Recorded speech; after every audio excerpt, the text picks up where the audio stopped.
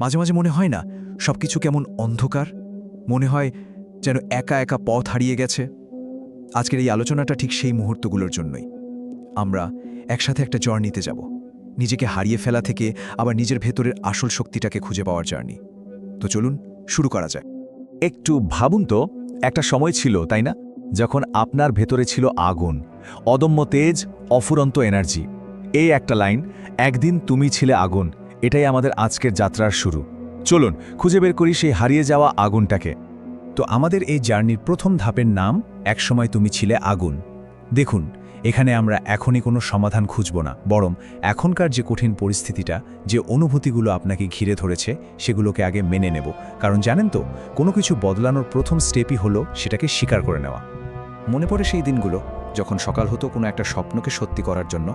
ছোট ছোট ব্যাপারেই মনটা খুশিতে ভরে উঠত, মুখে হাসি লেগেই থাকত, চোখ দুটো যেন ভবিষ্যতের স্বপ্নে চকচক করত। হ্যাঁ, সেই মানুষটা কিন্তু আপনিই ছিলেন। কিন্তু এখন কি হলো? এখন প্রশ্নটা কি বারবার মাথায় আসে না? আয়নার সামনে দাঁড়ালে কি নিজেকেই জিজ্ঞেস করেন না, কি এমন বদলে গেল? কোথায় গেল সেই হাসিটা? সেই স্বপ্নগুলো সব কোথায় হারিয়ে গেল?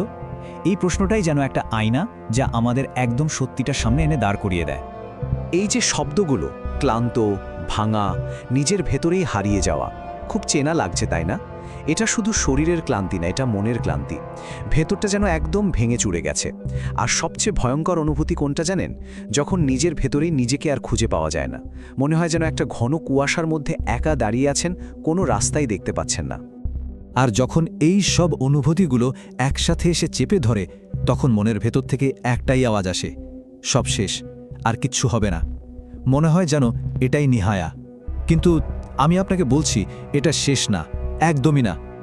আর ঠিক এই মুহূর্তেই গল্পটা একটা নতুন মোড় নেয়। আমাদের এই পর্বের নাম খেলা এখনও শেষ হয়নি।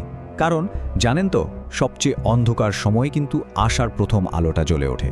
চলুন একসাথে খুঁজে বের করি সেই আলোর শিখাটা। ভেতরে যে কণ্ঠটা বারবার বলছে সব শেষ, ওকে থামিয়ে দিন। আর মন দিয়ে শুনুন, কিচ্ছু শেষ হয়নি, একদমই না। এটা শুধু বলার জন্য বলা কোনো সান্ত্বনা না, এটাই আসল সত্যি। যা কিছু হারিয়ে গেছে বলে মনে হচ্ছে, বিশ্বাস করুন, তার চেয়েও বড় কিছু পাওয়ার সুযোগ কিন্তু এখনো আপনার সামনেই আছে। এর কারণটা কি জানেন? খুব সহজ। আপনার প্রত্যেকটা নিঃশ্বাস, প্রত্যেকবার যে আপনি নিঃশ্বাস নিচ্ছেন, সেটাই প্রমাণ করছে যে আপনি এখনো টিকে আছেন। আর যতক্ষণ নিঃশ্বাস চলছে, ততক্ষণ খেলাও চলছে। ভাবুন তো, খেলার মাঠে স্কোর যাই হোক না কেন, যতক্ষণ ফাইনাল হুইসেল না বাজে, ততক্ষণ জেতার সুযোগ থাকে। আপনার জীবনটাও ঠিক তেমনই। আচ্ছা, এবার আমরা চলে এসেছি আমাদের আলোচনার একদম কেন্দ্রবিন্দুতে। যে উঠে দাঁড়ায় সেই জেতে। এখানে আমরা কথা বলবো পড়ে যাওয়ার পর উঠে দাঁড়ানোর সেই অবিশ্বাস্য শক্তিটা নিয়ে, যে শক্তিটা একজন সাধারণ মানুষ আর একজন চ্যাম্পিয়নের মধ্যে পার্থক্যটা তৈরি করে দেয়। এই ব্যাপারটা একটু ভালো করে খেয়াল করুন। দেখুন, পড়ে যাওয়া এটা জীবনের একটা পার্ট।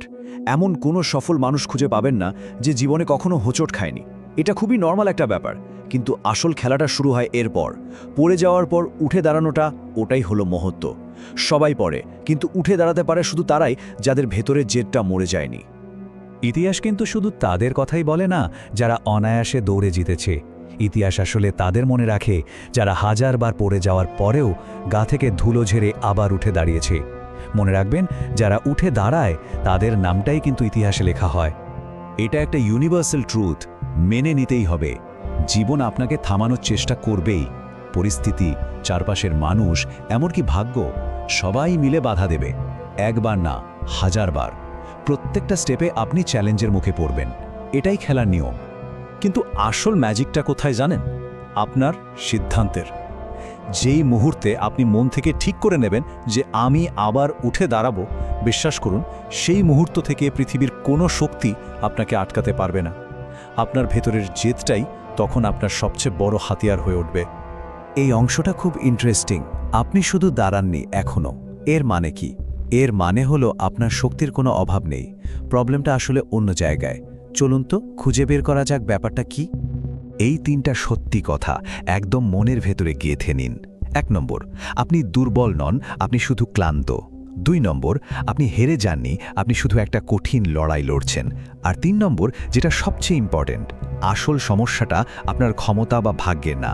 আসল সমস্যা হলো আপনি এখনও উঠে দাঁড়ানোর সিদ্ধান্তটা নেননি। আপনার আসল শক্তি আপনার ভেতরেই আছে, জাস্ট ওটাকে জাগিয়ে তোলার অপেক্ষা। আর এখন আমরা চলে এসেছি একদম ফাইনাল স্টেজে। জেগে ওঠো, সারা বিশ্ব দেখবে। এতক্ষণ আমরা যা যা নিয়ে কথা বললাম, এখন সময় এসেছে সেটাকে কাজে লাগানো। আপনার ভেতরের আসল পোটেনশিয়ালকে এবার বের করে আনার পালা। কালকে করব, পরশু করব, একটা ভালো দিন আসুক তারপর, এই সব অজুহাত বাদ দিন। আজই, এখনই উঠে দাঁড়ান। খুব বড় কিছু করতে হবে না, জাস্ট একটা ছোট্ট স্টেপ নিন। হতে পারে সেটা অনেকদিন পর ঘরটা গোছানো বা কোনো পুরনো বন্ধুকে ফোন করা, কিন্তু শুরুটা আজই করতে হবে। কারণ একটা কথা মনে রাখবেন, যখন ফিনিক্স পাখি ছাই থেকে আবার জেগে ওঠে, তখন কিন্তু সবাই অবাক হয়ে তাকিয়ে দেখে। আপনার এই কামব্যাকটাও ঠিক সেরকমই একটা ঘটনা হবে। যারা আপনাকে দুর্বল ভেবেছিল, যারা আপনার পতন চেয়েছিল, তারা সবাই তাকিয়ে দেখবে আপনার ভেতরের সেই আসল আগুনটাকে। আর সব কিছুর শেষে আমার পক্ষ থেকে শুধু একটাই কথা, আমার পূর্ণ বিশ্বাস আছে আপনার ওপর। আপনি পারবেন বস। এই কথাটা আয়নার সামনে দাঁড়িয়ে নিজেকে বলুন, মনকে বলুন। তো আমাদের আলোচনা তো শেষ হলো, কিন্তু যাওয়ার আগে আপনার জন্য শুধু একটা প্রশ্ন রেখে যাচ্ছি, উত্তরটা আপনাকেই দিতে হবে। আপনার নতুন জীবনটা কখন শুরু হচ্ছে? আজ নাকি কাল? সিদ্ধান্তটা কিন্তু সম্পূর্ণ আপনার।